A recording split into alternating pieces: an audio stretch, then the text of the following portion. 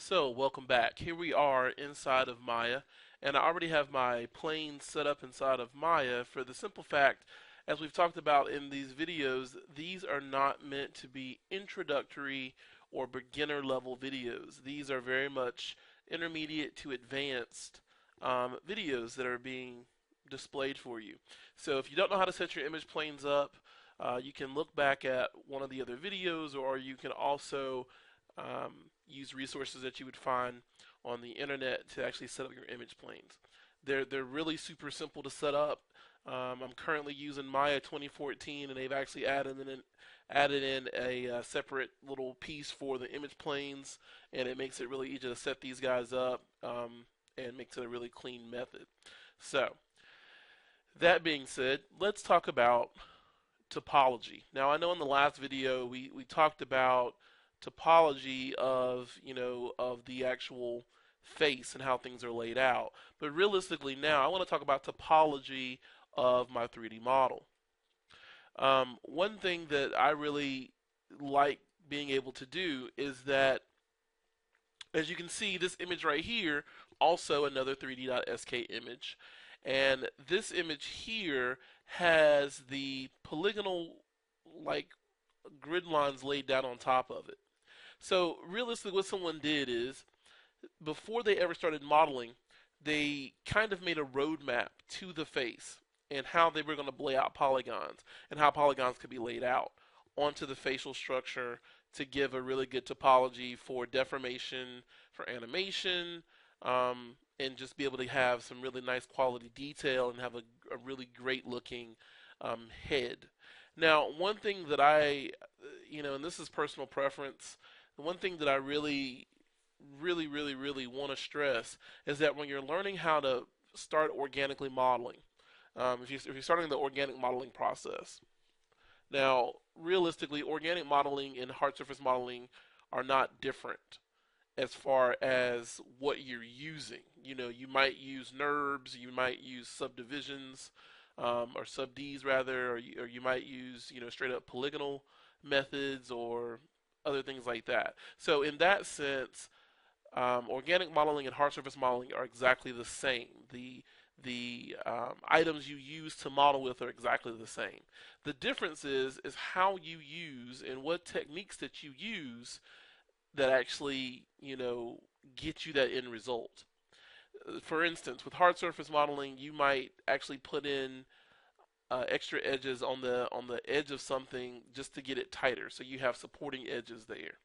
Well, when you're working with organic modeling, you're thinking more about how you're going to properly lay out your polygons to have really good edge flow, as well as having just a really clean topology as you're working with this. So one big things you're thinking about here are edge flow and things about how you can execute, your head and keeping your triangle count as low or as few as possible. Realistically, you want to keep triangles at a minimum in a face.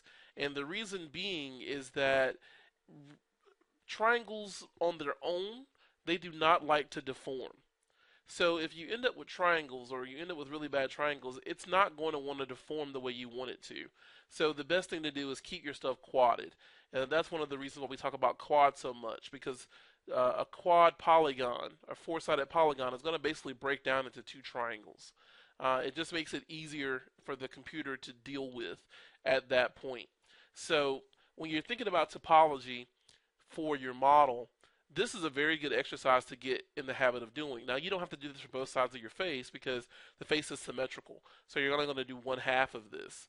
But what this shows you is I see major lines or major, you know, loops that run throughout the eye. This gives supports for the eye right here.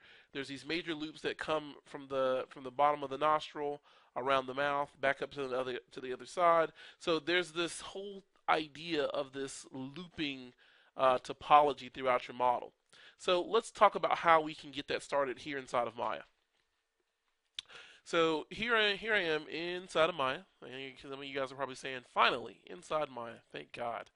So I'm going to come in here. I'm just going to make myself a polyplane. and it's going to drag myself out a plane right here. And I can see that that plane exists, and then I'm going to move this over in my side view and get this lined up, like right about there. That is a great place to start. And I usually like to start right at the pupil. So what I end up doing is kind of pulling this stuff just like this. And let me change this. Forgive me, I still have reflection turned on. So I'm going to turn off reflection and be able to line up these polygon what I need it to be. So this very first polygon kind of defines where my shape starts at. And this is what I use for myself as a best practice. I try not to go in and think about getting very fine, minute details in the beginning. I think of this as a process that I would go through if I were a sculptor. So, with sculpting, you want to go through and you want to get big details and then work your way down to the small, minutia, little itty bitty nitpicking details of very simple, well, not simple, but very detailed pieces. So you don't want to try to go through and, make this little indentation in the eyelid right here from the very first time. Like if you do that with your polygons, you're going to hate, and I repeat, you're going to hate modeling organically. And these are the issues that I see a lot of early modelers run into. They try to get all that detail. They're trying to get all that high frequency detail, all the pores, the cracks, the nooks and crannies. They're trying to get that first without, and that just frustrates you because it's really hard to get those things when you're first blocking in a face. So you have to kind of build up, build up, build up. You can't get there on the first pass. Is the way I look at it. So when I first start a human head, I start with an 8-sided patch. And the reason why I start with an 8-sided patch is this. In the beginning, it's really easy to manipulate these 8 polygons that I'm going to use around the eye. And it's really easy to put in loop edges when I have just these 8 polygons around the eye. When I start adding in more and more polygons, yes, my model is going to get smoother. That is if I have done the job of making my model smooth, right? So if I go back in here and start adding these pieces in, then yes, my model is going to look a lot smoother. But the problem is if I add in a bunch of polygons from the very beginning, I'm going to have more polygons than I really want to deal with. And having all those polygons ends up being a negative at that point because I have too much detail to move around, and then it becomes very cumbersome. And once again, you are going to hate organic modeling, and you're probably going to throw up your hands and run away from the computer. I don't want you to do that. I want you to enjoy the process as much, if not more, than I do, because I really love modeling stuff organically, and I just really love modeling in general because it's all the same. I love the fact of creation for this stuff. So as you can see right now, I'm just actually getting these polygons to line up around the face, or around the eye rather. So I'm building like this spider web look around the eye, and just getting this stuff lined up. Now I'm not going to spend too much time, tweaking this out, overly tweaking it, for the simple fact that many of these things are going to change as my topology starts to make its way around the entire face. So I'm not going to be overly anal about this in the beginning. I'm going to wait until I start to have something to be anal about. So I'm not going to over tweak this in the very beginning. So I'm just going to merge these guys right here, and there we go. There's my 8-sided patch around the eye. So you can see I've got 1, 2, 3, 4, 5, 6, 7, 8 polygons around the eye. Now, if I were to look at this in a proxy smooth, so if I push 3 on the keyboard inside of Maya and look at this as a smooth proxy, you can see that those 8 polygons, when they are smoothed out, when they actually have a little bit of smoothing on them, they pretty much catch the shape of the eye exactly the way that I want it. And you can see I didn't do very much work to get it that way. If I go back and hit 1, you can see that the way that I've set these up, when they're smooth, when they're interpolated as a smooth object, they pretty much kind of just work the way they need to work. So that's actually really awesome. So what I want to do now is, you can see that I've done my shaping of this in the front view, but I haven't done much shaping of this in the side view. So what I want to do is, I'm going to come in here and go to face mode, and let's grab these two faces. I'm just going to pull these guys forward a little bit. On my side view over here, you can see it lining up. And I'm going to grab this one here, and I'm going to pull it back to the corner of the eye. Just pull it straight back. And I'm going to go here to edge mode and grab this edge and continue to pull this back some, just like that. And I'm going to go in here and grab this little edge right here and push this in just a little bit. And let's grab this edge right here and let's pull that forward just a tiny bit. And what I want to do with these two polygons, once again, I'm going to go back to these polygons right here. Grab these two polygons, and I want to get my rotate tool. I want to rotate these just a little bit off. Now, if I look at this in perspective, if I go in here and actually get in my perspective camera and look at this, and let's turn off X-ray mode just for a second, you can see that it's giving me this very nice